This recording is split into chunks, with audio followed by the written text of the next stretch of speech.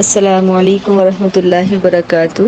نحمده ونصلی علی رسوله الکریم اما بعد فاعوذ باللہ السمیع العلیم من الشیطان الرجیم من همزه ونفخه ونفثه بسم اللہ الرحمن الرحیم یسألونک، وہ آپ سے سوال کرتے ہیں، ماذا احل لہم، ان کے لیے کیا حلال کیا گیا ہے۔ کل اے نبی فرما دیجئے، احل لکم، حلال کیا گیا ہے تمہارے لیے، طیبات، پاکیزہ چیزوں کو، وما علمتم، اور جو تم سکھاتے ہو، من الجوارح مکلبین، سدائے ہوئے شکاری کتوں کو، تعلمونہن، تم انہیں سکھاتے ہو، مما، اس سے، علمکم اللہ، جو اللہ نے تم کو سکھایا،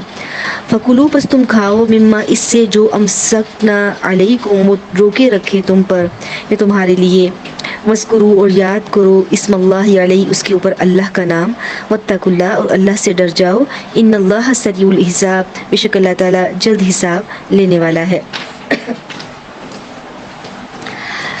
اچھا، اس آیت کے اندر جو کھانے پینے کی چیزیں ہیں ان کی حلت و حرمت کے متعلق نا بڑا ایک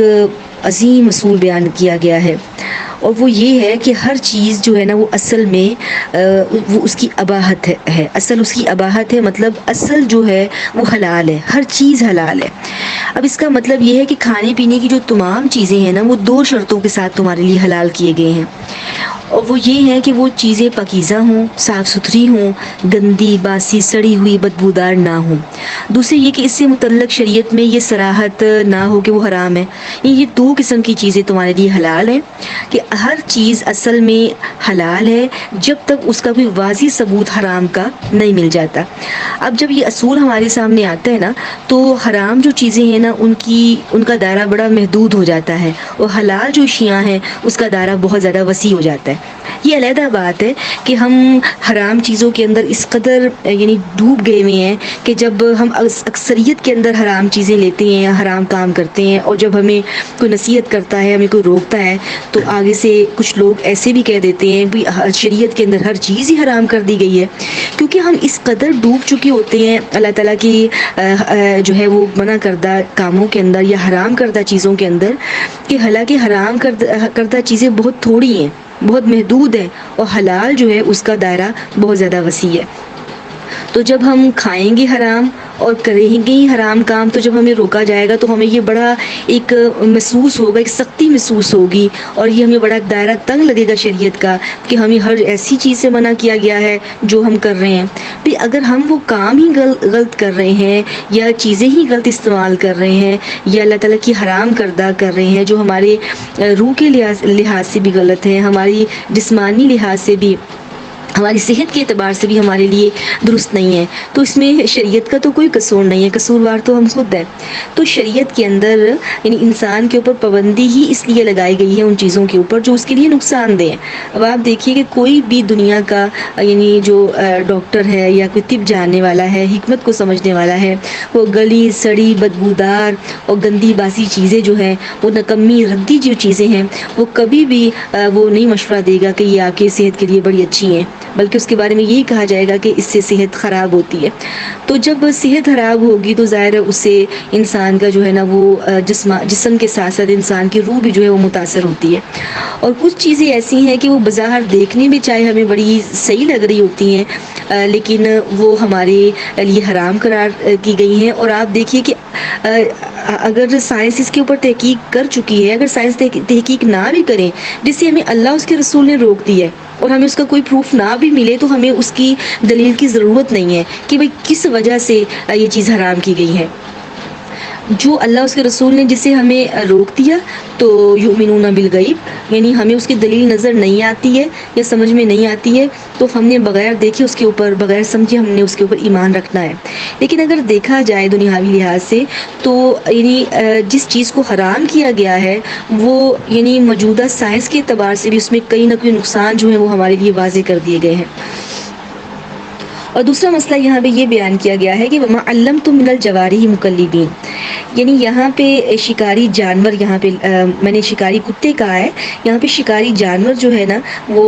معنی یا مفہوم صحیح رہے گا، یعنی وہ شکار حلال ہے تمہارے لیے جسے تم شکاری جانوروں یعنی کتوں، چیتوں، بازوں وغیرہ کے ذریعے شکار کرو، یعنی کسی بھی جانور کے ذریعے جب شکاری جو ہوتا ہے جانور، اس کے ذریعے جب شکار کیا جاتا ہے نا تو وہ شکار حلال ہوتا ہے۔ جیسے کہ رسول اللہ صلی اللہ علیہ وسلم سے باز سے شکار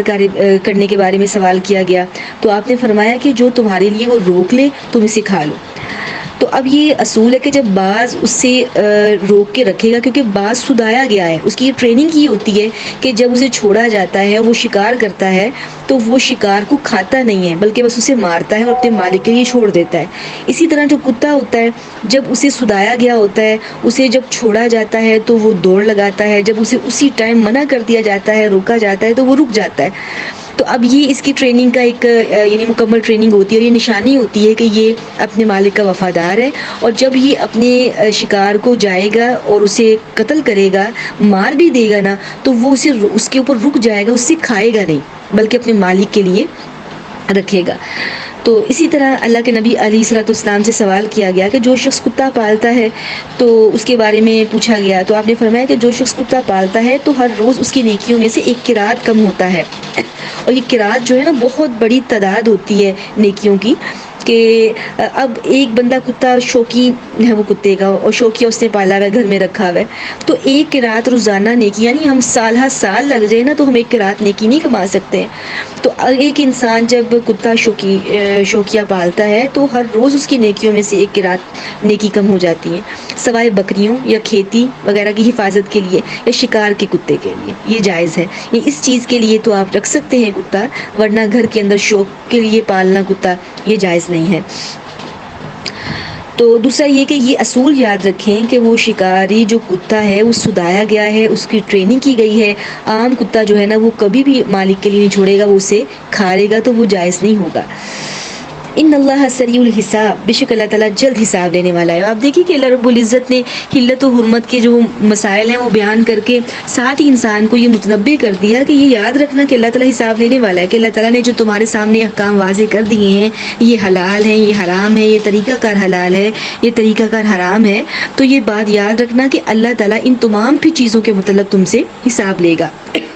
عائشہ رضی اللہ تعالیٰ عنہ بیان کرتی ہیں کہ رسول اللہ صلی اللہ علیہ وسلم نے فرمایا کہ جس سے حساب لیا گیا اسے عذاب دیا جائے گا۔ اب عائشہ نے کہا کہ میں نے عرض کی کہ کیا اللہ تعالیٰ نے یہ نہیں فرمایا قرآن کے اندر کہ فسوف یحاسب حسابا یسیرا، کہ سو ان قریب ہم ان سے حساب لیں گے، بڑا آسان حساب۔ تو اللہ کے نبی نے فرمایا کہ یہ آسان حساب تو بس سرسری پیشی ہے، لیکن جسے حساب کی قرید کی گئی تو اس کو ضرور عذاب ہوگا۔ اللہ تعالیٰ ہمیں بغیر حساب کتاب کی جنتوں کے اندر داخل کر دے، کیونکہ ہم اس چیز کے قابل ہی نہیں ہیں کہ اللہ تعالیٰ ہمیں حساب کے سامنے اپنے سامنے کھڑا کرے۔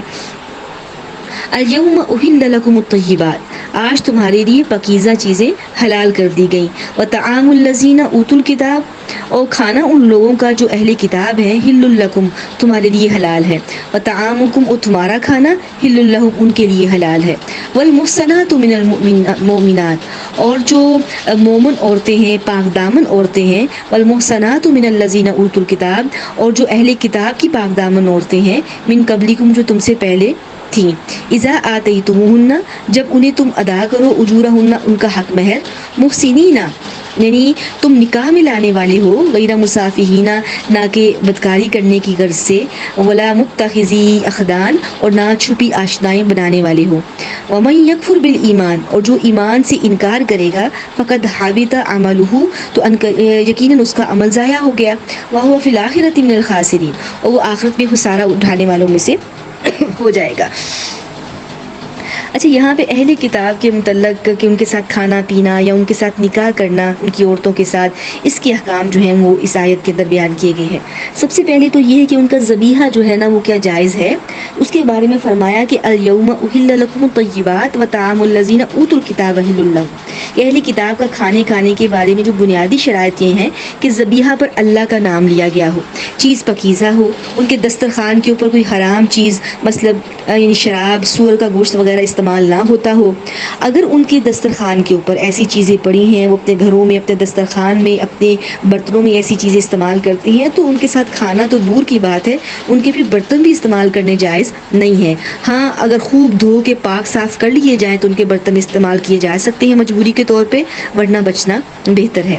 عبداللہ بن مغفل رضی اللہ تعالیٰ عنہ بیان کرتے ہیں کہ خیبر کے دن چربی سے بھرا ہوا ایک تھیلا پھینکا گیا، جسے میں نے اٹھا لیا اور کہا کہ آج میں اس میں سے کسی کو کچھ نہیں دوں گا. جب میں نے پیچھے مڑ کے دیکھا تو رسول اللہ صلی اللہ علیہ وسلم میری اس بات پہ مسکرا رہے تھے. تو اس سے یہ ثابت ہوا ہے نا کہ خیبر کے موقع کے اوپر جو انہیں تھیلا چربی کا بڑا ملا تھا تو وہ کسی یہودی نے پھینکا ہوگا نا،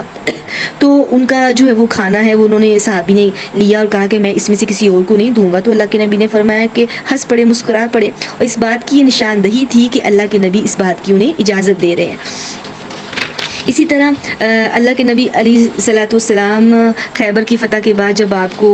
ایک بکری کے گوشت کا ہدیہ پیش کیا گیا جس میں زہر ملا ہوا تھا، تو اس سے علماء کرام یہ مسئلہ ثابت کرتے ہیں کہ اس یہودی عورت نے آپ کو ہدیہ دیا گوشت کا تو آپ نے اس کو قبول کر لیا، کیونکہ وہ حلال گوشت تھا تو آپ نے اس کو قبول کر لیا. تو اس سے پتہ چلا کہ اللہ کے نبی نے ان کا ذبیحہ کھایا، ان کا تحفہ تن گوشت جو ہے وہ قبول کر لیا. تو ان کا کھانا جائز ہے اگر آپ کو اس کے بارے میں علم ہو کہ وہ اپنے کھانوں میں، اپنے برتنوں میں، اپنے دسترخوان کے اوپر حرام چیز استعمال نہیں کرتے. اور دوسرا مسئلہ یہ کہ جو